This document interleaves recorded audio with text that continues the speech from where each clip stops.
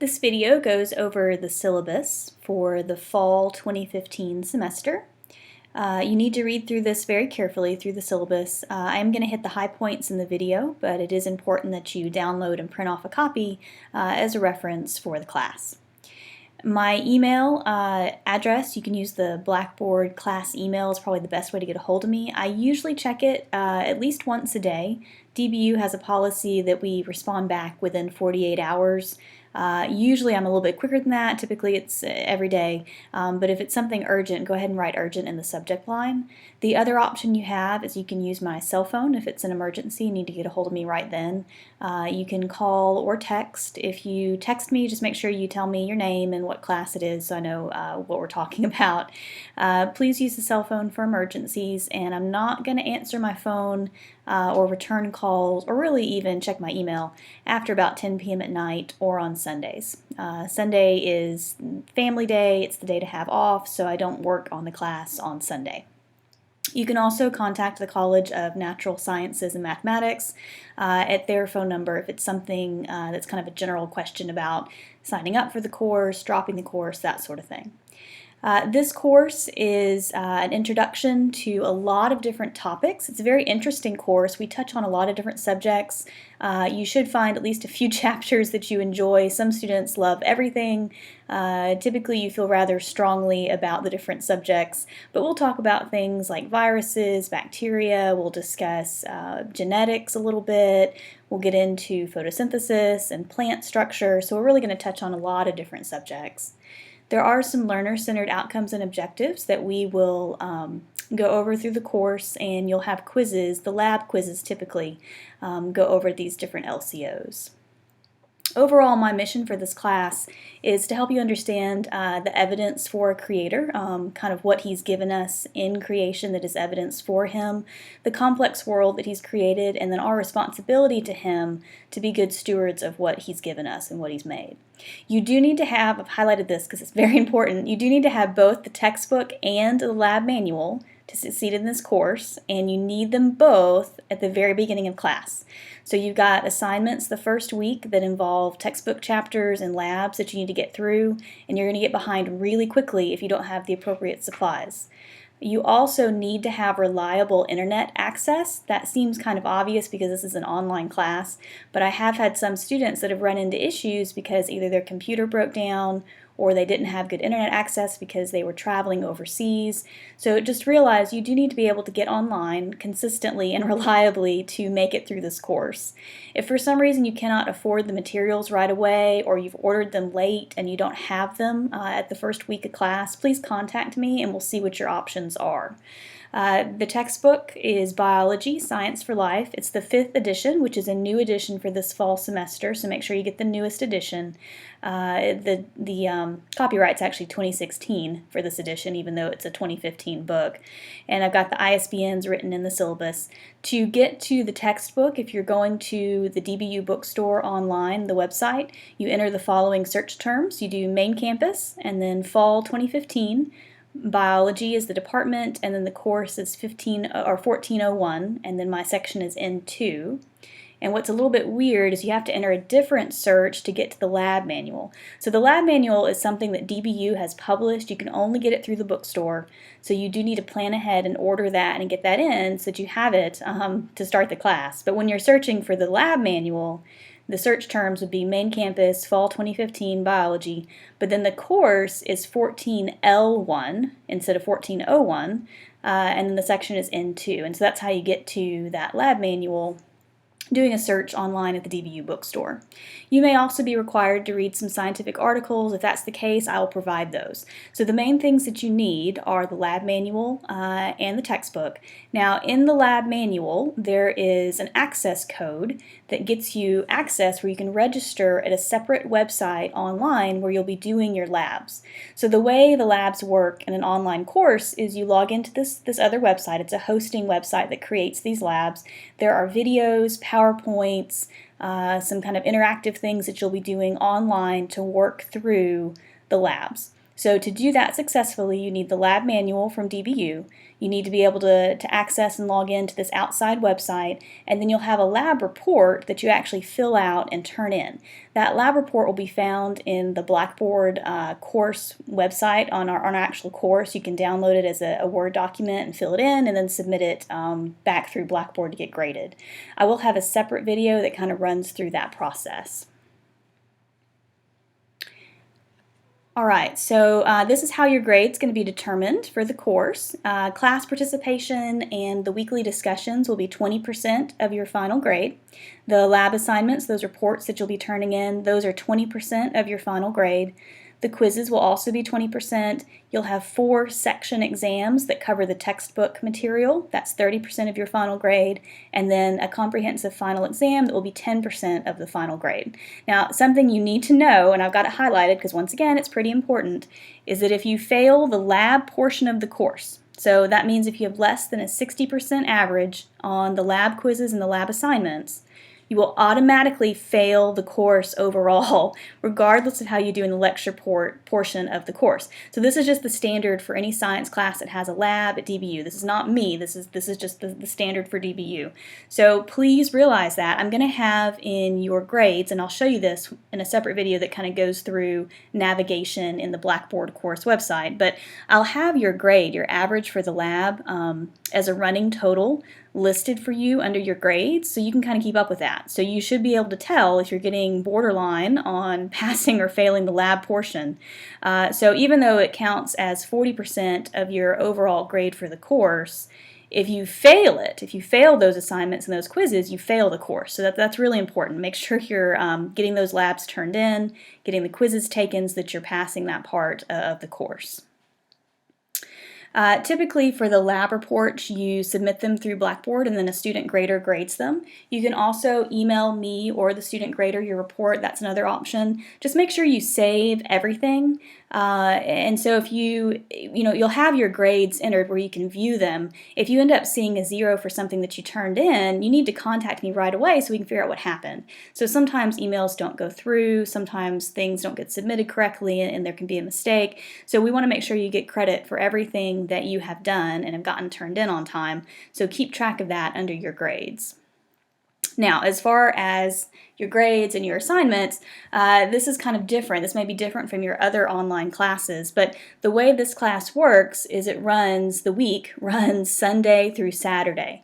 So all of your assignments, your quizzes, your exams, your discussions, everything is due by midnight on Saturday night, the week that they're assigned according to the course schedule, with a few exceptions that I'll talk about in a second.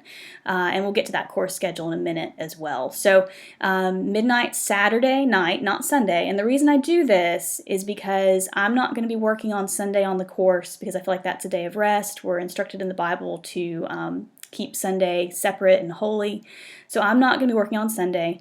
And so what I've done is I've had the deadline on Saturday, so that way if you have any crises or last minute things, you can get a hold of me and we can get it taken care of before the deadline.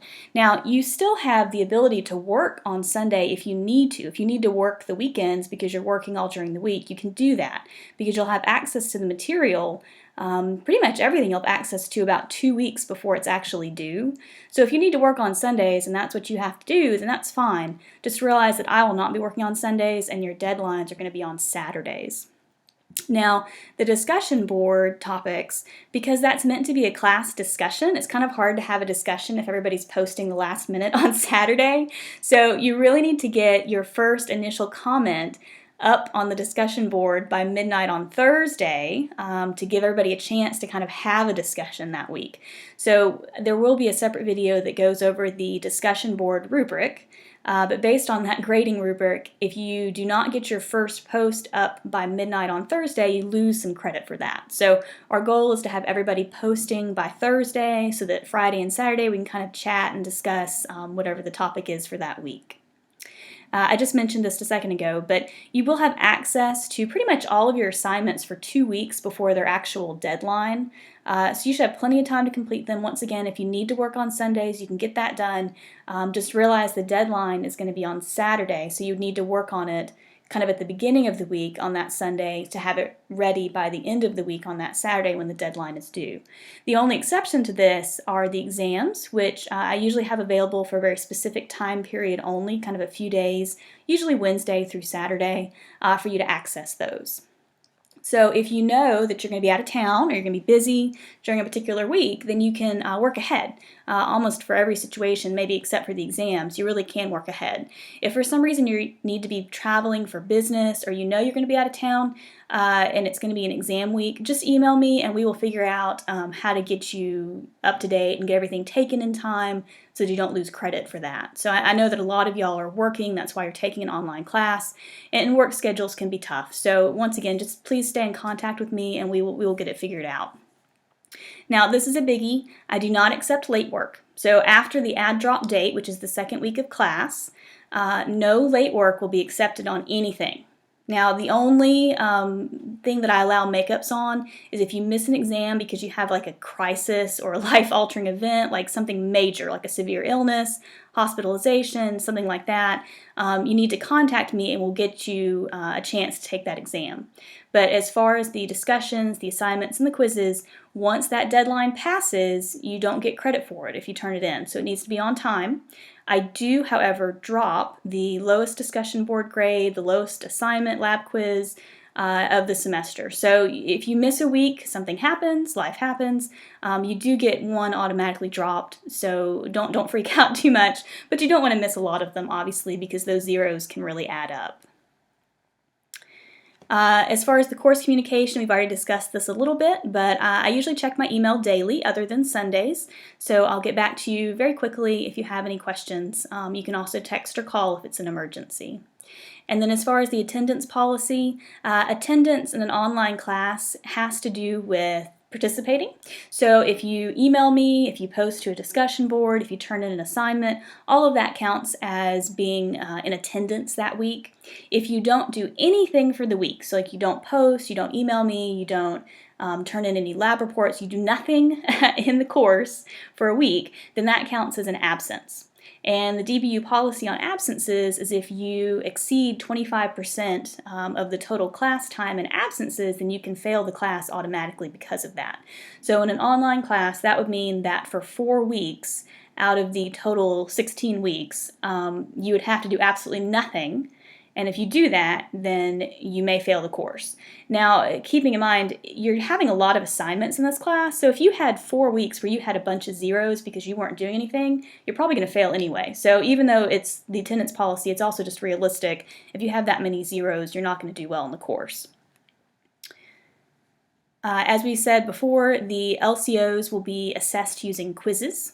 And here is the standard for the college, the GPA grading system, as far as your percentage grade. So in your grades in the Blackboard course, there will be a final course grade, and that is your running total for how you're doing in the class. And that's up to date, accurate. It calculates in the lowest dropped quizzes, the lowest dropped discussion, the lowest dropped lab report. So that is an accurate running total. So that should keep you kind of on track as far as where you are in the course. And it's a percentage grade, so you can kind of use this chart to look at that percentage and figure out what letter grade you will have for the course. Obviously, if it's less than 60%, then you fail. As far as the method of instruction, you're going to have your assigned textbook readings. There will be some videos online. There will be study guides you can fill in. You'll have access to PowerPoint lectures that are from the textbook itself. You'll have lab exercises, and then I'm available for any sort of email consultation that you need. So you'll have all of that to help you work through the course, but since this is an online class, a lot of it is you're responsible for kind of self-study and self-pacing. I'll try to help you as much as I can, and if you run into any issues, then definitely email me and I'll make a video or something to kind of go over that subject matter. But a lot of it is working it on your own. So that's something that if you're good at that, then you'll do very well in this course. Here is the tentative schedule of assignments. And just a reminder, sorry I kind of say this several times, but no late work will be accepted. This is a very rapidly paced class. Also, remember this is a lecture and a lab. So this is a 4-hour class, which means that it is a lot of work each week. So if you were taking this on campus, you would be spending about 3 hours a week in lecture and about 3 hours a week in lab, plus any outside study time. So realistically speaking, if you were taking this on campus, you could expect to spend between 8 to 10 hours on this course every week. So you'd have about 6 hours actually in a classroom, whether it's lecture or lab, and then several hours of outside study time. And it's going to be the exact same way for an online course. You're going to have to spend a lot of time doing this course. So if you don't think that you can dedicate at least 6 to 8 hours, maybe even 10 hours a week on this course, you may run into some issues. You may want to email me so we can talk about that. Because every week you're going to have textbook material assigned, you're going to have a lab you have to complete, you're going to have a quiz over that lab material, you're going to have a discussion. Some weeks you have exams. So this is a very work-heavy, work-intensive course. So it's very easy to get behind very quickly. So if something happens, you need to email me so we can stay in contact and get something figured out if you have some sort of emergency or life-altering event. Now this is your schedule, and this is also posted in Blackboard. I've highlighted some kind of key things. The first thing to keep in mind is you don't have any assignments due until the second week of class. And I do that because a lot of people kind of get added to the course that first week, so that gives you a chance to get caught up. So the session 1, the first week's assignments are not due till September 5th. But then also the second week's assignments are due September 5th. So, if you have time, get it done that first week, because you don't want to be doing 2 weeks worth of material in the second week. But nothing is actually due. The deadline's not till 9/5. Your first exam comes up in the third week of class. It'll be an exam over chapters 1 through 5. And what I typically do is I try not to have a discussion the week of the exams if I can avoid it, because it gives you a little bit of extra time to study, because I know that you're going to be trying to cram in for that exam. We do have a fall break in October. I will have the next session open for you in Blackboard if you want to work ahead during the fall break, but you certainly don't have to. I would actually recommend taking that time off to have a break, because this is such an intensive class and you need the break. Your second exam is the week after the fall break, and then your third exam is early November, and then the fourth exam is the week of Thanksgiving. Now, the week of Thanksgiving is a short week. The campus is only open for a few days. So all you have to do that week is take the exam. Now what I'll do is I'll have the deadline still be Saturday, so you've got all week to take it if you want to, but you can certainly take it early if you don't want to be worrying about it over the Thanksgiving holiday. So that exam will be open the entire week, so you can take it whenever you need to. And then at the very end in December, you have your comprehensive final exam that last week. If you're a graduating senior, then you have to take your final on Saturday the 12th, because I've got to get your grades turned in so that you can graduate by that Monday. So if you're a graduating senior, as we get to the end of the semester, email me so we can make sure that you've got everything done and we got your final on schedule so that there aren't any issues with your graduation. If you're not a graduating senior, then you have until Wednesday the 16th to take that final exam. I have a list of some reference materials. These are just outside reading that I recommend. They're very good books, good reference material as well, and just kind of books that have been important in my life as far as my Christian living and my Christian life. There's the regular information here about financial aid and disabilities.